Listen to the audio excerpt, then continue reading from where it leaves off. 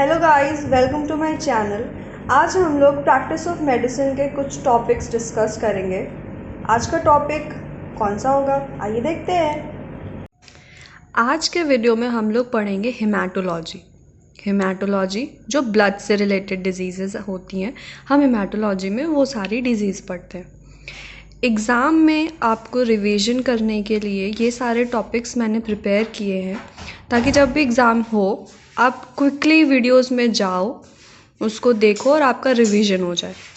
Exam point of view से कुछ topics important है हेमाटोलॉजी के, जैसे अनीमिया का इंट्रोडक्शन पढ़ेंगे, iron deficiency anaemia, megaloblastic anaemia, thalassaemia, leukaemia, lymphoma में एक्यूट और क्रॉनिक, हॉजकिंस लिम्फोमा और नॉन हॉजकिंस लिम्फोमा। हम स्टार्ट करते हैं अनीमिया से। What is anaemia? डेफिनेशन में अनीमिया को हम 3 तरीके से एक्सप्लेन कर सकते हैं।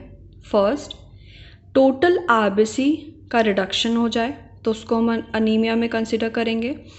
हर एज और हर सेक्स के लिए डिफरेंट हीमोग्लोबिन लेवल है, तो नॉर्मल हीमोग्लोबिन लेवल जो हर एज और सेक्स के लिए है, अगर उसमें डिफरेंस आ जाता है, रिडक्शन हो जाता है, तो उसको हम अनीमिया में कंसिडर करेंगे।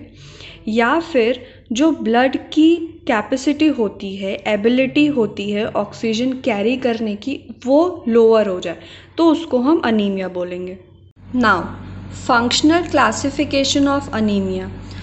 फंक्शनली अनीमिया को क्लासीफाई किया गया है 3 कैटेगरी में, जिसका फर्स्ट पॉइंट है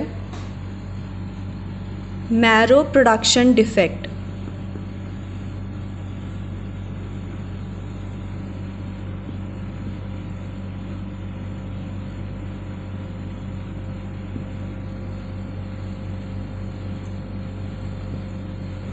जिसको हाइपोप्रोलिफरेशन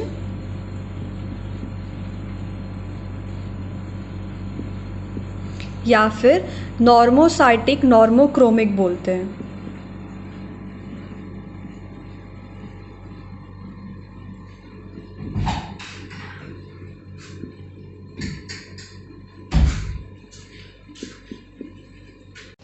मैरो प्रोडक्शन डिफेक्ट्स, इसमें 2 चीज़ें आती हैं।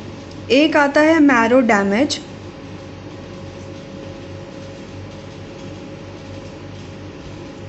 और एक आता है आयरन डेफिशिएंसी।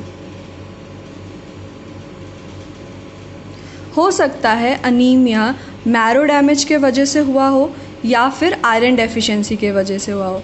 मैरो डैमेज में कौन कौन सी चीज़ें फैक्टर बन सकती हैं? First, infiltration.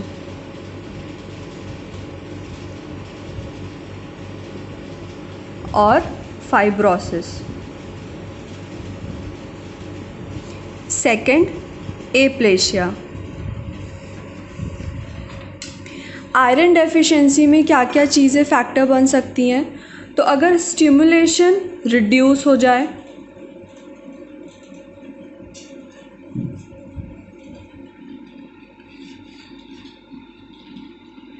इन्फ्लेमेशन हो जाए,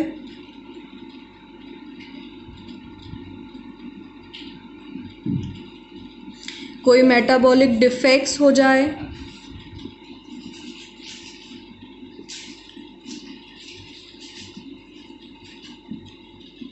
या फिर कोई रीनल डिजीज़ या डिसऑर्डर हो जाए।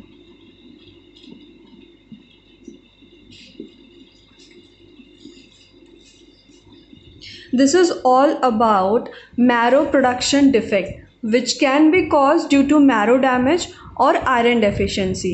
In marrow damage, the factors can be infiltration or fibrosis or aplasia, and in iron deficiency, the factors can be reduced stimulation, inflammation, metabolic defects, renal disease or disorder. Now the second is red cell maturation defect.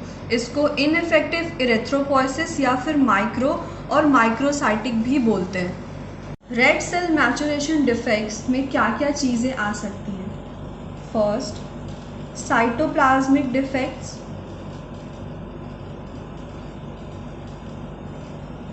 Second, nuclear defect.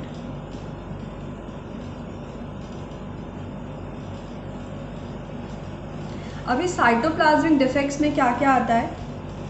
Iron deficiency आती है, thalassaemia हो सकता है,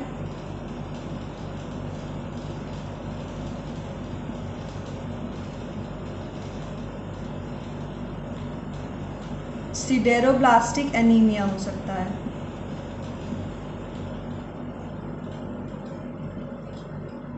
nuclear defect में folate deficiency, vitamin B2 deficiency, drug toxicity,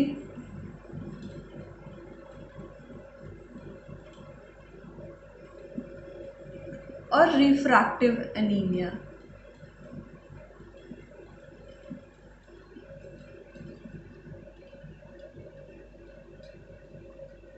third है decreased red cell survival. Blood loss के वजह से हो सकता है, हेमरेज के वजह से हो सकता है, या फिर हीमोलाइसिस के वजह से हो सकता है। इसमें क्या क्या आता है? इसमें ब्लड लॉस हो सकता है, बहुत ज़्यादा ब्लड लॉस हो जाए उसके वजह से एनीमिया हो सकता है,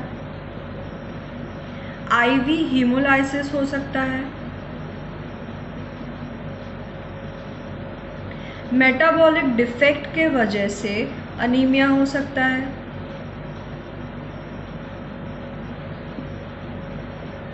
मेम्ब्रेन एब्नॉर्मेलिटी के वजह से अनीमिया हो सकता है,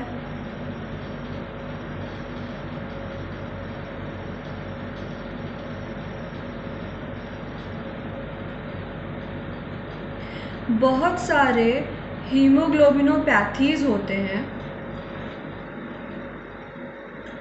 जिसमें अनीमिया दिखता है, इम्यून डिस्ट्रक्शन के वजह से भी एनीमिया हो सकता है,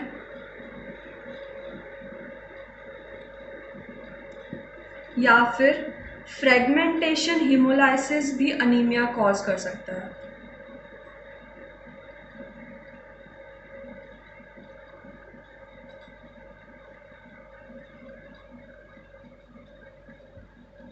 decrease red cell survival, blood loss, IV hemolysis, metabolic defects, membrane abnormality, hemoglobinopathies, immune destruction, fragmentation hemolysis, ये सारे फैक्टर्स अनीमिया कॉज कर सकते हैं। अनीमिया के क्लिनिकल फीचर्स में अब क्या क्या आते हैं? अगर किसी इंसान को अनीमिया हुआ होगा तो वो बहुत जल्दी थक जाता होगा, ईजी फटीग, वीकनेस फील होती होगी उसको, हेडेक होता रहेगा उसको, बॉडी एक होगा,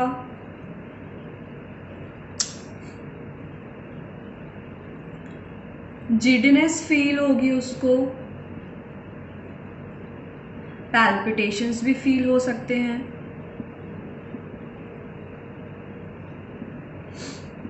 anginal pain,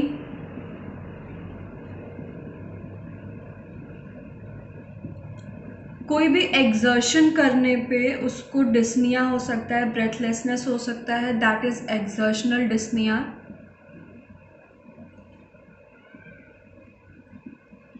inability to concentrate,